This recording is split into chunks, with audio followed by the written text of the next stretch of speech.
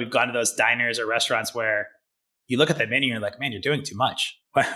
There's like 50 items on the menu. And like, I grew up in New Jersey and New York. So I remember like at 3 a.m, if you wanted a lasagna next to a Greek salad, next to a hot dog, next to pancakes, that was all totally possible. You know what I mean? So, but to me, check average has become the guiding light of everything because people come to me and say, we're not fine dining. It's like, well, you're $42. So, the guest perception, are you really not fine dining as far as the guest is concerned?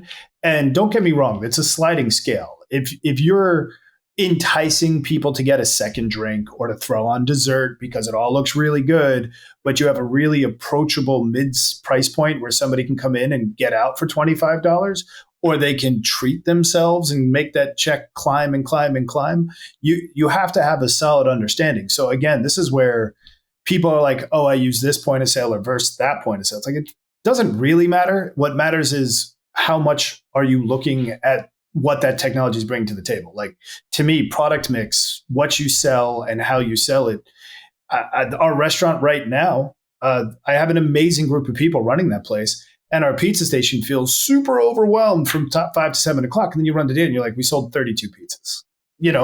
I know emotionally it's draining. It's high pressure. It's intense. It's a very hot oven. We got 3 people on this line because we don't know how to keep up. And you break it down. You're like, we did that to sell 30 things, like just as many of this other dish, but no one's talking about it because that part of the kitchen's doing it quickly. How are we going to approach that item? Do we have to change the price point?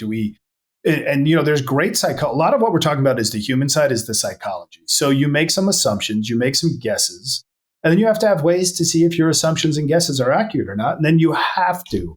And I think this is the part that great restaurateurs understand intrinsically or have figured out over time and have put their thumb on it. You have to listen more than you have to like be a trendsetter. Oh, no one here wants salad and it's a steak and potato kind of place. Let's do more in that realm. No one's buying steak and potato, and this is a truly heavy vegetable focused place. All right, well, let's get into the veggies, right? Like, that's where we have to spend our time.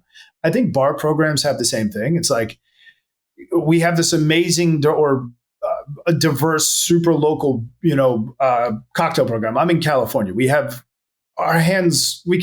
I can throw a stone here in Sonoma and hit amazing producers of everything you can think of. But if everybody walking in the door says, I want a Jack and Coke, and we have to take the time to educate them that we actually use a local sour mash bourbon that's not quite, they're like, I don't care. I don't want to spend $16 on that cocktail. Like, listen, pay attention. If you're fully committed to getting that done and your goal is to educate people, bless you. I wish you the best of luck, but you're taking the hardest possible path. So is your check average there? Is your staff educated enough? What does the data tell you? What do the systems you've installed tell you that people want?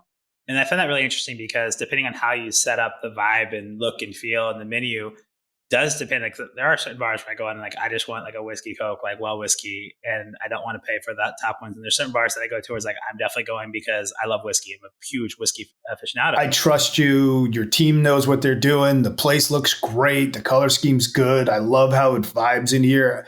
I think you know more about cocktails than I do, so make me something cool. Versus you walk into a dive bar and you're like, Jameson and ginger, because you probably can't mess that up. Right? Like, you have to know, and there's nothing wrong with the dive bar. There's nothing wrong with the Jameson and ginger. Just who do you want to be? And bringing that home, I think, is a lot of things. And it's 50% who do you want to be, and it's 50% what does your clientele want you to be, right?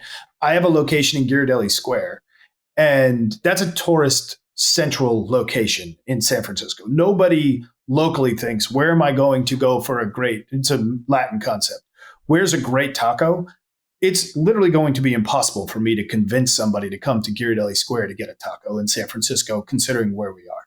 But any tourist going by, we make everything from scratch. We make all of our masa from scratch. We go an extra mile. No, I don't think our clientele is necessarily drawn to us because we make everything from scratch. I think we provide an experience that we have a low bar and we deliver higher. And that is part of our business model, right? Like, low expectation, blow their minds. Will we ever see them again?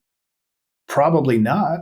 We have done very well by using that as our business model. We could default to just buying store-bought tortillas and making our labor lower, but we feel we have a better opportunity doing what we're doing. And we have done that through a lot of technology and data analysis.